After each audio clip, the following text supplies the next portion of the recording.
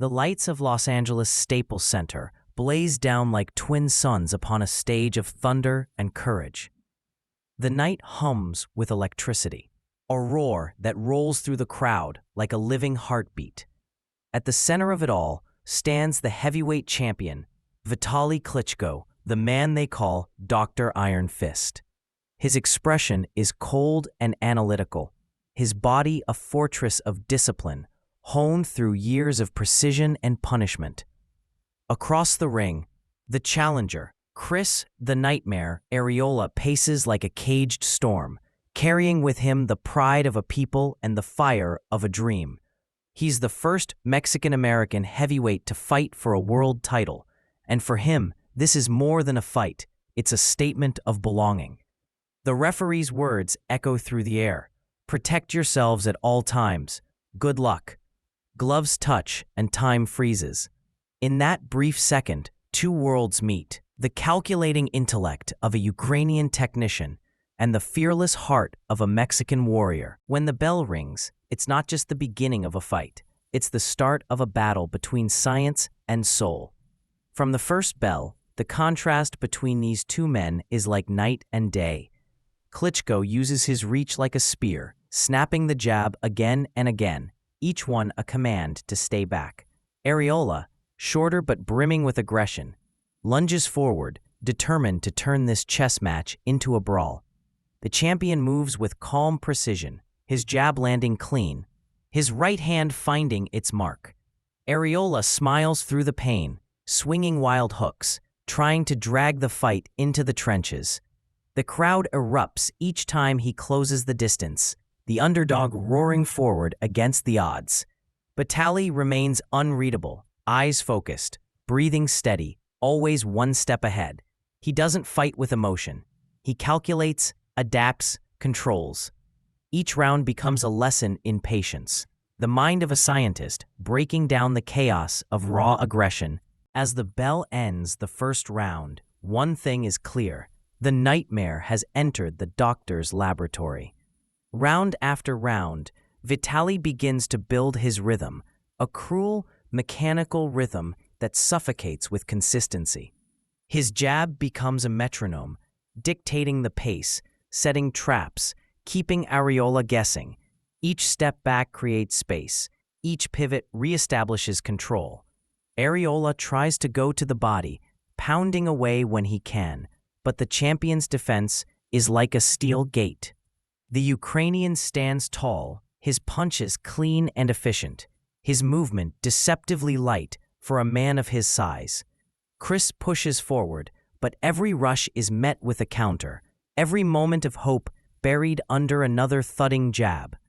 His corner shouts for angles, for head movement, for pressure, but Vitali allows no room to breathe. It's a fight of wills as much as a fists. The relentless pressure of a man chasing his dream against the cool intellect of one who has already conquered his own. Sweat, sound, and struggle fill the air. Arreola grits his teeth and keeps coming, driven not by strategy but by heart. But Vitali's plan is already unfolding, precise, patient, and punishing. By the middle rounds, the tone of the fight deepens into something larger than sport. Arreola refuses to yield. His face reddens, his eyes narrow, but his determination never falters. Each jab he eats only fuels his defiance. The crowd begins to sense the scope of his courage. This is not a man who will quit. He's walking through fire for the dream of millions who never got the chance to stand in that ring. Vitali, though dominant, shows no contempt. His expression remains respectful, almost solemn, as he keeps the challenger at bay. Every punch lands with precision, a straight right here, a left hook there. But behind the violence is a strange sense of admiration. For all his skill, Klitschko knows he is, and when Arreola smiles after being hit, nodding, daring him to bring more, it becomes clear. This fight isn't just about who hits harder. It's about who refuses to surrender, even when logic says they should. The fight moves into the sixth round, and both men are now drenched in effort. Vitali, the professor, each time the bell rings, He walks back to his corner, shaking his head, not in defeat, but in disbelief. How does a man so large move like that, hit like that, and never break rhythm? He's learning that against Klitschko, bravery alone is not enough, but it still counts for everything. As the later rounds begin, Vitali's dominance grows colder, sharper, and more absolute. His punches land like clockwork: the jab, the straight right, the short uppercut, each delivered with the detached precision of a craftsman perfecting his art. Arreola's body begins to show the toll. His nose bleeds steadily, his breathing ragged, his movements heavy. Still, he keeps walking forward, compelled by something inside him that will not quit. The champion, meanwhile, remains a machine of focus. He sees every angle. The commentators can hardly believe Arreola is still standing. His corner pleads for defense, for composure. But he has only one gear: forward. In that stubborn defiance, he earns something rare from the crowd: universal respect. The fans rise not for the champion's dominance, but for the challenger's refusal to fall. By round 9, the line between bravery and heartbreak blurs. Arreola's face is swollen, his mouth bloodied, but his eyes burn with the same fire that brought him here. Every step he takes is an act of rebellion. Vitali keeps the jab snapping, the right hand landing, the movement flawless. The Ukrainian barely breaks stride as he continues to dismantle his opponent, piece by piece. And yet, through all the punishment, Arreola smiles, nods, keeps coming. He knows he's losing on the cards, but his pride will not let him stop. The ring now feels smaller, each moment more desperate. The crowd, sensing the end, begins to chant for both men, applauding not victory or defeat, but courage itself.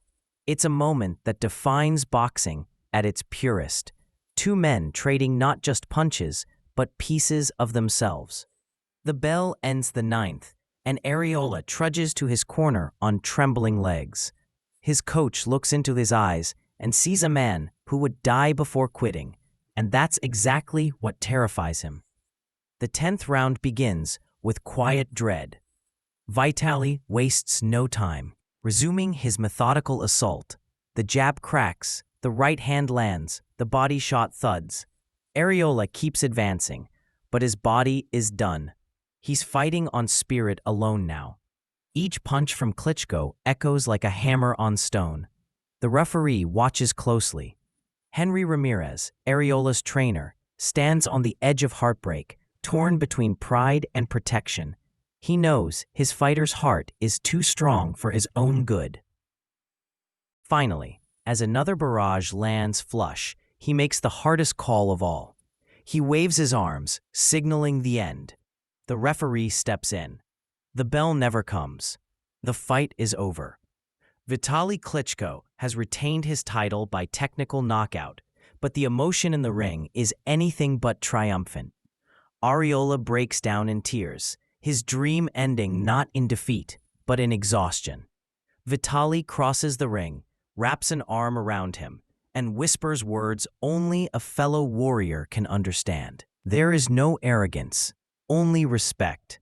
As the announcement echoes, the winner by TKO, Dr. Iron Fist, Vitali Klitschko. The arena stands in ovation. The champion lifts his gloves high, but his eyes find Arreola again. In that moment, both men have won something different.